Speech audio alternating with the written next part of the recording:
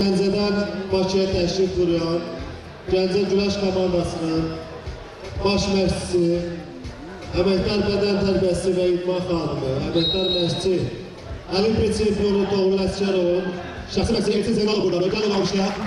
Həmçinin Yunan-Roma güləşi üzrə U17 milli komandanın böyük məşqçisi, Olimpiya mükafatçısı, 2 qat dünya və 3 qat Avropa çempionu Rafiq Hüseynov da aramızdadır. Gəlin onun da alışına rəhmət olmasa.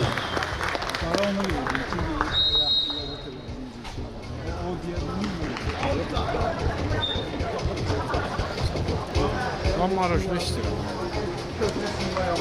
Tempo ayırdan alın Maraş'ta.